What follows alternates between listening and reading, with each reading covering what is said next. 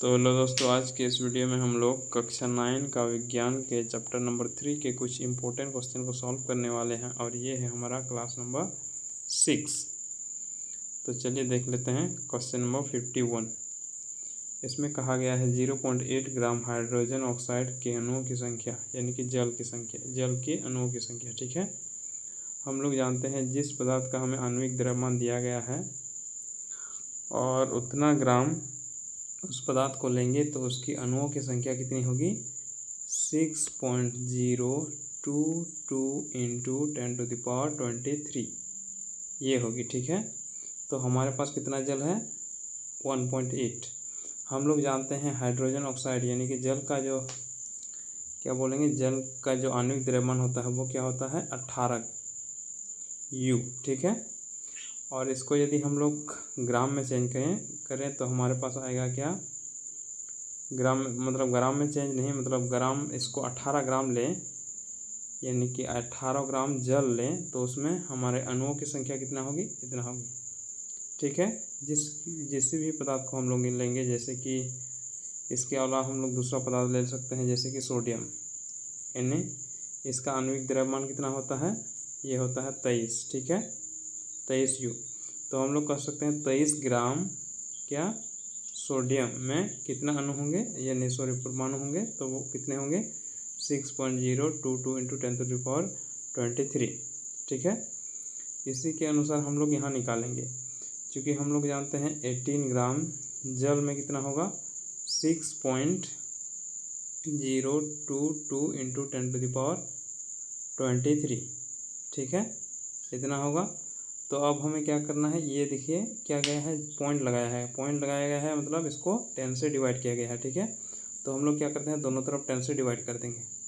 तो 10 से यहाँ डिवाइड करेंगे तो यहाँ आएगा 1.8 और इधर हमारे पास क्या आएगा, इसमें से एक 10 घट जाएगा तो हमारे पास 6.022 इंटू 10⁻22।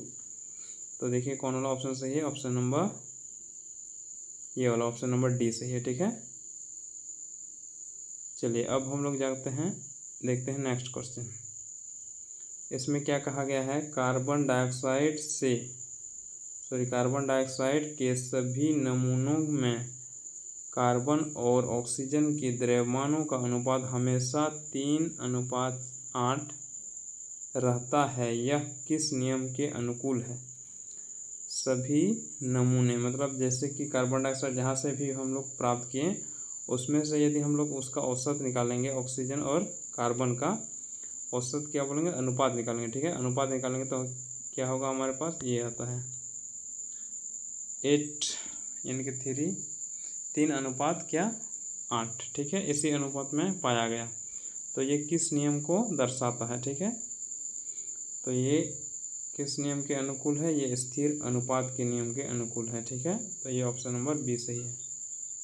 नेक्स्ट, इसमें क्या कहा गया है? तत्व के वे सूक्ष्मतम कण जो मुक्त रूप में नहीं रहते हैं किंतु सभी रासायनिक अभिक्रिया में भाग लेते हैं कहलाते हैं। तो उसको हम लोग क्या कहते हैं? परमाणु। जो मुक्त रूप में नहीं रह सकते लेकिन रासायनिक अभिक्रिया में भाग लेते हैं। ठीक है, नेक्स्ट देखिए, तत्व ए और बी की संयोजकताएं क्रमशः 3 और 2 है।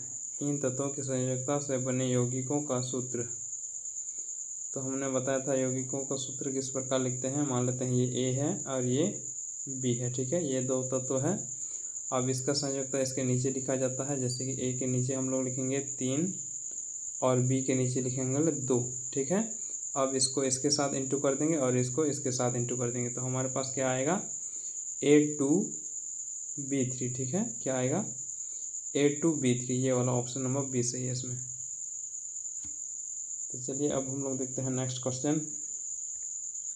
नेक्स्ट जो क्वेश्चन है वो है सोडियम फॉस्फेट का अणुसूत्र।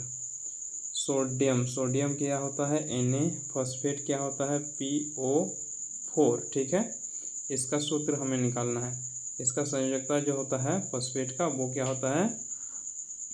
वो आपका होता है 3, सोडियम का 1 होता है। ठीक है, अब इसको इसके साथ इंटू करना है, इसको इसके साथ इंटू करना है तो हमारे पास आएगा Na3, यहाँ आएगा 3 और यहाँ PO 4, यानी कि ऑप्शन नंबर सी आपका सही होगा। ठीक है, नेक्स्ट देखिए, इसमें कहा गया है सोडियम परमाणु द्रव्यमान 23 है। सोडियम का परमाणु द्रव्यमान क्या है? 23 है। 1 ग्राम सोडियम में कितने परमाणु होंगे? यहाँ देखिए क्या कहा गया है, परमाणु द्रव्यमान क्या है? 23 है सोडियम का। ठीक है, तो हम लोग ये कह सकते हैं कि 23 ग्राम सोडियम में कितने कण होंगे? 6.022 इंटू 10⁻23। ठीक है, इतने कण होंगे, यानी कितने परमाणु होंगे। ठीक है, तो हमें कहा गया है 1 ग्राम। 1 ग्राम निकालने के लिए हम लोग क्या करते हैं?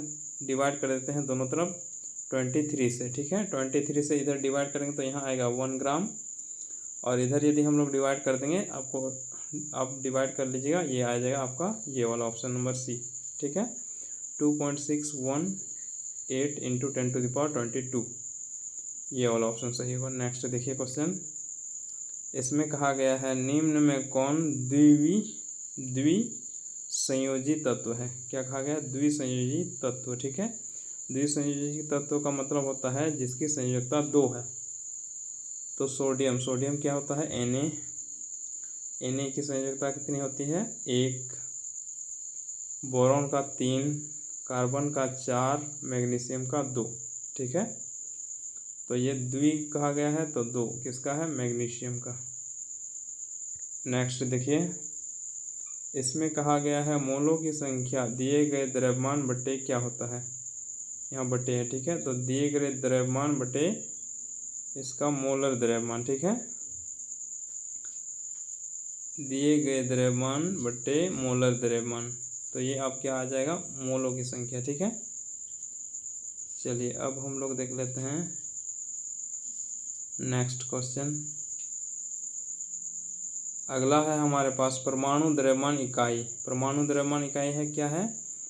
कार्बन 12 परमाणु के द्रव्यमान का 12वां भाग, या फिर ऑक्सीजन 16 परमाणु के द्रव्यमान का 16वां भाग, या फिर हाइड्रोजन परमाणु के द्रव्यमान के बराबर, या उपयुक्त में से कोई नहीं। तो ये क्या है? ये वाला ऑप्शन नंबर ए, कार्बन 12 परमाणु के द्रव्यमान के 12वां भाग को परमाणु द्रव्यमान इकाई कहा गया है। ठीक है, नेक्स्ट, जल के एक अणु में परमाणुओं की संख्या होती है। जल की एक अणु क्या होता है? H2O। इसमें परमाणु की संख्या कितनी है? हाइड्रोजन यहाँ 2 है और ऑक्सीजन 1 है, तो 3 कितना हुआ? 3। तो इसमें ऑप्शन नंबर बी सही है। ठीक है, तो चलिए आज की क्लास को यहीं तक रहने देते हैं, फिर हम लोग मिलेंगे नेक्स्ट क्लास में। नेक्स्ट क्लास में हम लोग इससे आगे 61 से लेकर 70 तक के क्वेश्चन सॉल्व करेंगे। ठीक है।